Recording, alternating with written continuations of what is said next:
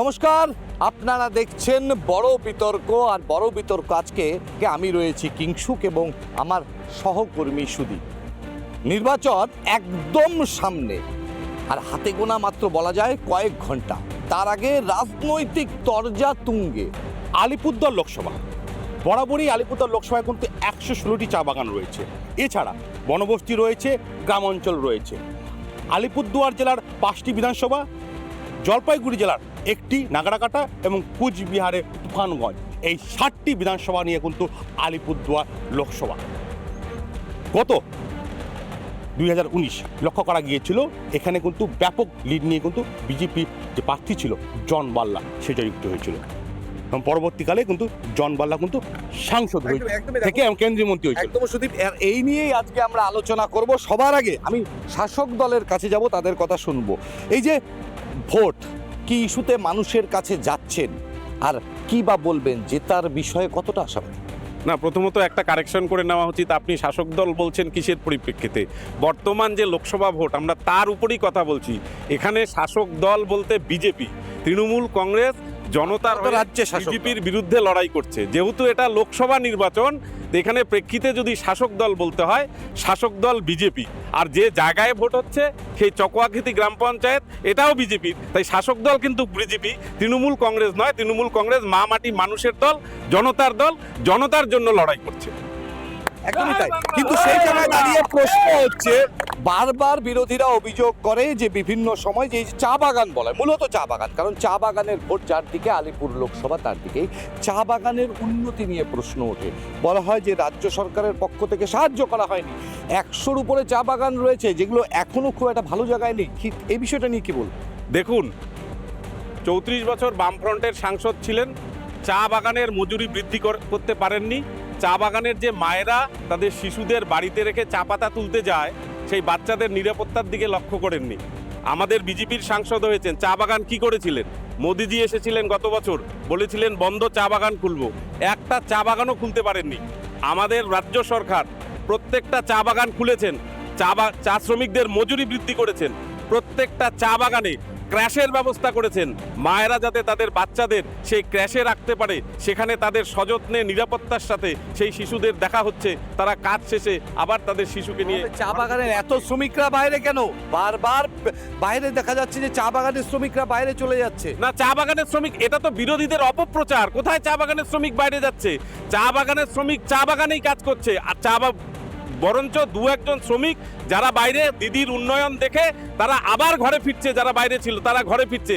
এটা বিরোধীদের একটা কুৎসা অপপ্রচার। চা বাগানের ভোট কি আপনাদের সাথে থাকবে? 100% থাকবে, 100% আসবো। আমি একটু বামেদের প্রতিনিধিদের কাছে এক এক করে যাব, কি বলবেন? একদম সঠিক বলেছে ভাতৃপ্রতিম গীতবিতান, যে আলোচনাটা হবে কেন্দ্রীয় সরকার এবং যিনি শাসক দল, সেই পরিপ্রেক্ষিত এবং আলিপুরদুয়ার লোকসভা কেন্দ্রিক।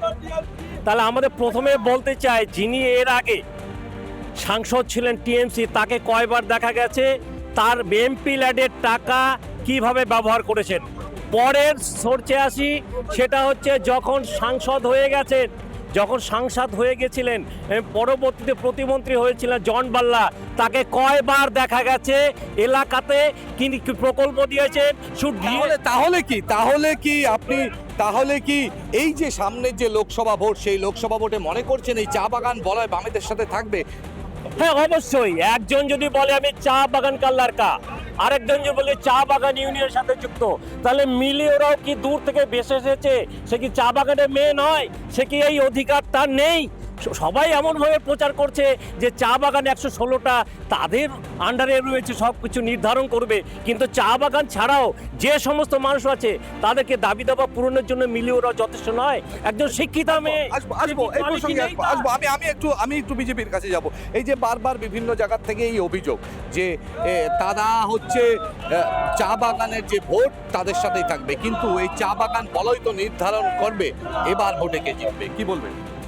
প্রথমেই বলি, আপনারা প্রথম যাকে প্রশ্নটা করলেন আজকের এই ডিবেট সভা থেকে, আমার শাসক দল তৃণমূল কংগ্রেসকে আপনি প্রথম প্রশ্ন করলেন যে শাসক দলের কাছে প্রথম প্রশ্ন উনিরা তার প্রত্যুত্তরে যেটা বললেন, শাসক দল তো বিজেপি, এখানটায় পঞ্চায়েত বিজেপির, এখানটায় সাংসদ বিজেপির, এখানটায় এমএলএ বিজেপির।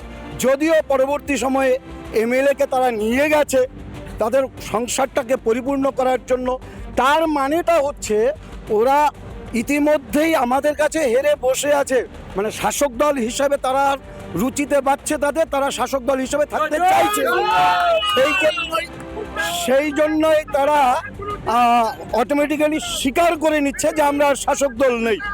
যাই হোক, এই যে সামনের ভোট, সেই ভোট কি থাকবে আপনাদের সাথে?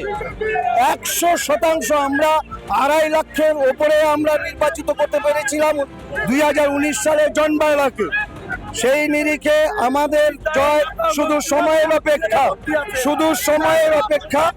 আমরা 2019 সালকে ছাপিয়ে যাচ্ছি। আমরা 2019 সালে 2.5 লক্ষ ভোটের ব্যবধানে জিতেছিলাম, এবার আমরা 4 লক্ষ ভোটের ব্যবধানে জিততে চলছি। আমি একটু বামেদের কাছে যাব। এই যে যারা বিজেপির প্রার্থী রয়েছেন বা তৃণমূল কংগ্রেসের পক্ষ থেকে বলা হচ্ছে যে ভোট তাদের সাথে, কি বলবো? আমি প্রথমে বলতে চাই, সময়কালে দাঁড়িয়ে তৃণমূলের বন্ধু যে কথাটা বললেন যে আলিপুরদুয়ারের চা বাগানের জন্য অনেক কিছু করেছেন, তাদেরকে বলতে হয় এই মুহূর্তে আলিপুরদুয়ার লোকসভা কেন্দ্রের 29টা চা বাগান বন্ধ আছে। কিছুদিন আগে আপনারা দেখেছেন যে বানারহাটের 4টি চা বাগান কেন্দ্রীয় সরকার বিজেপি তারা দত্তক নিয়েছিলেন। সেই 4টি চা বাগানের শ্রমিকরা সেখানে দীর্ঘদিন ধরে হাজিরা পাচ্ছে না বলে বানারহাটের রাজপথে দাঁড়িয়ে শনিবার, রবিবার এবং সোমবার অবরোধ করলো। সোমবার দিন যেদিন অবরোধ হচ্ছে, চা বাগানের শ্রমিক 6000 শ্রমিক ওই বানারহাট থেকে 6 কিলোমিটার 8 কিলোমিটার দূরে শ্রমিকরা এসে রাস্তায়, পিচের রাস্তায় গরমে বসে রইল। তখন এই রাজ্যের সরকারের বিডিও অফিসে তালা মেরে সকালবেলা চলে গেলেন। তারপরে দাঁড়িয়ে বিজেপি কি করে, তৃণমূল কি করে বলছে যে আমরা চা বাগানের শ্রমিক। আপনারা কি মনে করছেন এই ভোট এবার আপনাদের সাথে? নিশ্চয়ই আমাদের সঙ্গে চা বাগান ফিরছে। চা বাগানের শ্রমিকরা যারা বলছে হাজিরার 2019-এর এই ফল কেন? 2019 সারা ভারতবর্ষের বুকে ওই পশ্চিমবঙ্গে যে বাইনারি তৈরি হয়েছিল, হিন্দু মুসলিমের যে বাইনারি তৈরি হয়েছিল, সেই বাইনারির ফলে এই জায়গাটা হয়েছিল। আমরা এবার বলছি বাইনারি নয়, ধর্মের ভিত্তিতে নয়, রুজি রুটির ভিত্তিতে, কর্মসংস্থানের ভিত্তিতে ভোট চাইবো। রুজি রুটি ভিত্তিতে ভোট চাইবো, কর্মসংস্থানের ভিত্তিতে ভোট চাইবো, ধর্মীয় সমীকরণ দিয়ে ভোট নয়, কি বলবেন? দেখুন, কর্মসংস্থানের দিকে ভোট হবে, উন্নয়নের দিকে ভোট হবে। আজকে কেন্দ্রীয় অর্থমন্ত্রী নির্মলা সীতারামনের স্বামী তিনি বলেছেন যে বিজেপি যদি ক্ষমতায় আসে দেশে গণতন্ত্র থাকবে না, দেশে একনায়কতন্ত্র তৈরি হবে। আজকে বিজেপির ক্যান্ডিডেট বার্লাজি কি বলেছেন আমাদের মনোজ বাবু সম্বন্ধে আমরা বলছি না। মানুষের 2 লক্ষ বেকারের চাকরি, 2 কোটি বেকারের চাকরি দিতে চেয়েছিলেন, একটা চাকরি দিতে পেরেছেন। 14 লাখ নির্বাচনী জুমলা। কথা আমি মেনে নিচ্ছি, তাহলে 2019-এর এই ফল কেন? 2019 মানুষ একটা ভাবা বেগে ভোট দিয়েছিল, এবার ফিরে যাবে। এবার বাংলার জনতা বলছে 1 অঙ্ক পার হবে না। একবার বলেছিল, আমরা গত বিধানসভায় বলেছিল আগলিবার 200 পার, 100 পৌঁছাতে পারেনি। এবার বাংলার জনতা বলছে ভারতীয় জনতা পার্টি 1 অঙ্ক পার হতে পারবে না। আলিপুরদুয়ারের ফল কি? আলিপুরদুয়ার প্রকাশিক বরাক 1.5 লক্ষ মার্জিন নিয়ে জিতবে। আমি সুদীপকে বলবো একটু বিরুদ্ধের কাছে যাওয়ার জন্য। বলছে ওরা প্রকাশ্যিক 1.5 লক্ষ ভোটের ব্যবধানে জিতবে, কি বলবো? না শোনেন, ওনারা বলতেই পারেন, শাসক দলে আছেন ওনারা বিজেপিরা আছেন সেন্ট্রালে। কিন্তু আপনারা ভালো জানেন যে ইন্ডিয়া জোটের যে ক্যান্ডিডেট, তার একটা পুরনো মাটি এই এরিয়ায় বাগান এলাকায় আছে। তিনি একটা পরিচিত মনোহর তির্কির মেয়ে, তার একটা পুরনো ঐতিহ্য আছে। আশা করি আমাদের যে ক্যান্ডিডেট ইন্ডিয়া জোটের আরএসপি প্রার্থী, সে একটা ভালো জায়গায়, এবং ভোট কিন্তু সাইলেন্ট আছে। আপনি এই ডিবেটে দেখতে পাচ্ছেন যে ইন্ডিয়া জোটের আমাদের কতজন সংখ্যায় আছে, টিএমসির কতজন আছে এবং বিজেপি বন্ধুদের কতজন আছে, ফিল্ডেই আপনি প্রমাণ পেয়ে যাচ্ছেন। এই যে আলিপুরদুয়ার জেলার চা বাগান, বনবস্তি এবং গ্রাম অঞ্চল, এইসব এলাকা কি কি ইস্যু নিয়ে নেমেছেন আপনারা? আমরা দেখেন এখানে যেটা আমাদের যেটা ইস্যু, যে আমাদের কর্মসংস্থানের দরকার। মোদিজি বলেছিলেন যে 2 কোটি চাকরি দেবেন। দিদিও আমাদের চাকরির ক্ষেত্রে দিদিও পিছিয়ে আছেন, কর্মসংস্থানের অভাব, বেকার দিনে দিনে বাড়ছে। আমরা চাইবো আমাদের বেকার সমস্যার সমাধান করুক, এই এজেন্ডা কিন্তু কারো কাছে নেই। একদম কর্মসংস্থান নিয়ে নেমেছে, স্পষ্ট বলে দিচ্ছে বামপন্থ কংগ্রেসের পক্ষ থেকে। ওরা বলছে যে কর্মসংস্থান নিয়ে নেমেছে। কর্মসংস্থান তো আমার দিদি, রাজ্যের শাসক দল, আমার দিদি তৃণমূল কংগ্রেসের সুপ্রিমো, উনি তো বলেছিলেন 2021 সালে যে আমাকে জিতান ডাবল চাকরি দেবো। ডবল চাকরি কি হয়েছে জানি না, তবে সন্দেশখালি আমরা দেখতে পাচ্ছি আমরা সন্দেশখালি দেখতে পাচ্ছি। আমাদের ভয় হচ্ছে যে এইভাবে কি সারা রাজ্যে সন্দেশখালিটা আমরা সারা রাজ্যে দেখতে পারবো কিনা। ব্যাপারটা হচ্ছে ওরা হতাশাগ্রস্ত হয়ে গেছে, চাকরির কথা বলছে। এখানটা অনেক শিক্ষক আছে, যে শিক্ষকরা বা পশ্চিমবঙ্গ সরকার তারা মহার্ঘ ভাতা পাচ্ছে না। এই যে মহার্ঘ ভাতার জন্য তাদের যে লড়াই, আমার দিদি যখন বিরোধী দলে ছিলেন, আমার দিদি বলেছিলেন যে সরকার মহার্ঘ ভাতা দিতে পারে না তার কোনো নৈতিক অধিকার নেই আর সরকারে থাকার। তাই দিদি আজকে দিদি এসেছেন ক্ষমতায়, দিদিকে বারবার বলছে আমার সরকারি কর্মচারী বন্ধু যারা আছেন তারা বলছেন যে কেন্দ্রীয় হারে আমাদের মহার্ঘ ভাতাটা দেওয়া হোক।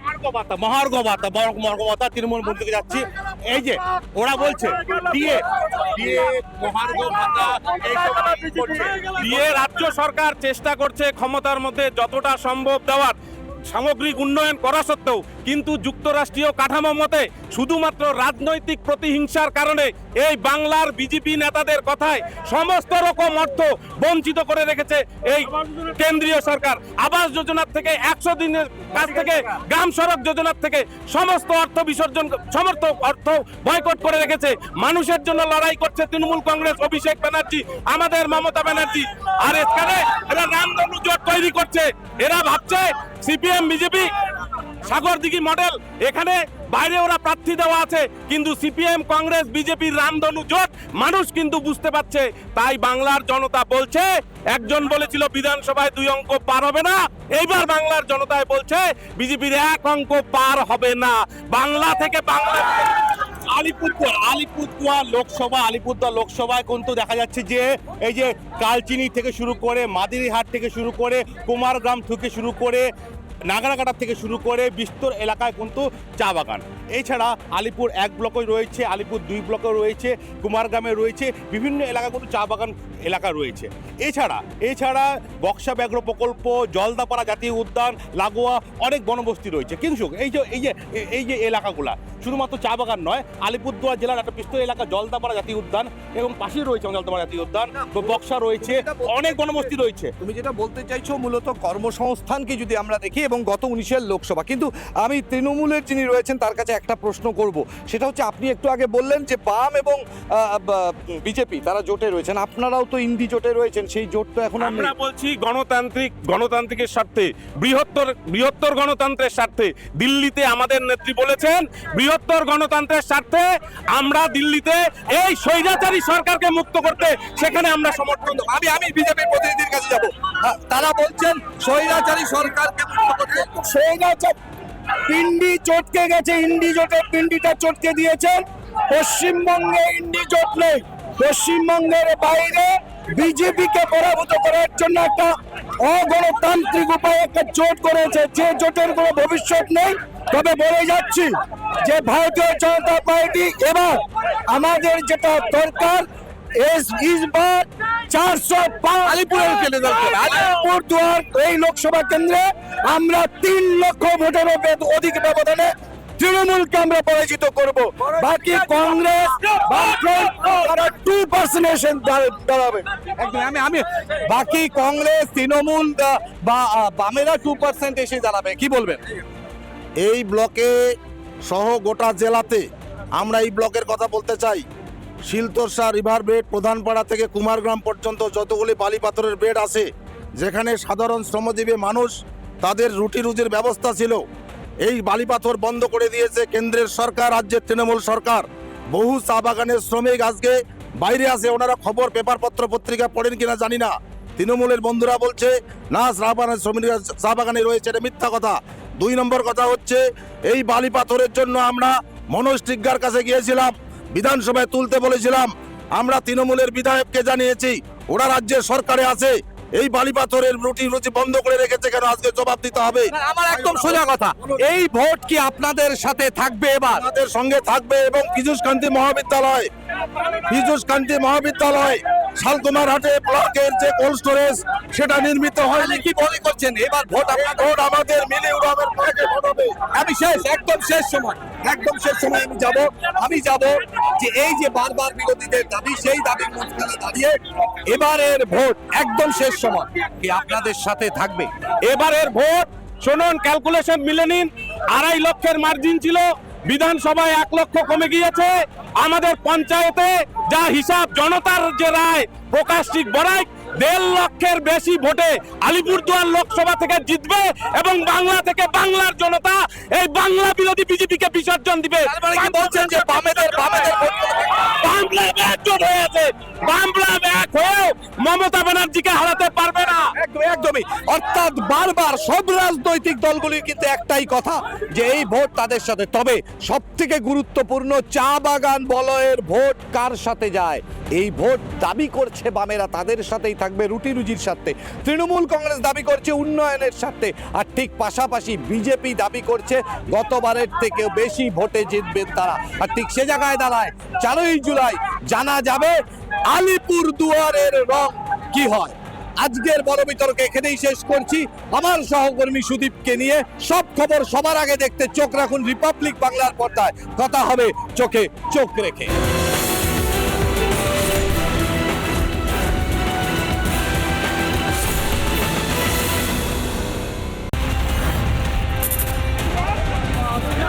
হাই ভোল্টেজ প্রচার থেকে দেওয়াল লেখা, দুয়ারে জনসংযোগ থেকে প্রচারে তারকারা, মিটিং, মিছিল, সমাবেশ, লড়াইটা আমাদের সকলের। প্রচারের ময়দানে গরমাগরম দর্শন, কোথাও খোলা চ্যালেঞ্জ, কোথাও জোর টক্কর। টার্গেট তো মমতা বন্দ্যোপাধ্যায়ের স্বৈরাচারী সরকারকে আঘাত করা। ভোটের কথা আর কুকথার ভোট। কেমন বাউন্সার যাবে বুঝতে পারবে ব্যাটসম্যান। গুলি চালাবে, ফলটা আলাদা। 42 রানের প্রার্থীর 5টা হল। ময়দানে থাকছি আমরা। আমাদের সঙ্গে দেখুন 42-এর